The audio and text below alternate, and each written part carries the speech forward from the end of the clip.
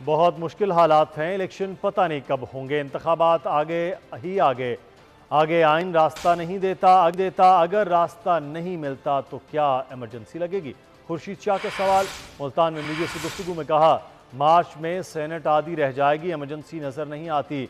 Election कराओ, पार्लियामान को ताकतवर बनाओ। कुछ सियासतदान कहते हैं इलेक्शन के वक्त मौसम सही नहीं होगा, तमाम मसाइल का हल इलेक्शन में है।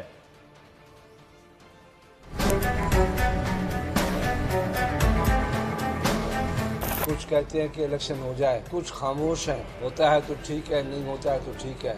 इलेक्शन के सिवा कोई रास्ता नहीं। मुल्क में जो इकोनॉमी की पोजीशन है वो बड़ी कंफ्यूज है, बड़ी तकलीफदा है। इलेक्शन होनी है, कॉन्स्टिट्यूशन हमें आगे रास्ता नहीं देता। अगर हमें रास्ता नहीं देता, क्या इस मुल्क में इलेक्शन लेट हो जाएंगे, इमरजेंसी लगे या कोई मार्शल लॉ लगे? इमरजेंसी मुझे नज़र नहीं आती और मार्शल लॉ भी नज़र नहीं आता। कौन सा रास्ता निकलेगा जो आइन से के अंदर हो रास्ता हमें दे?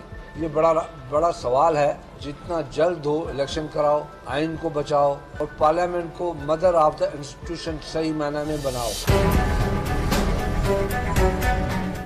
मुस्लिम लीग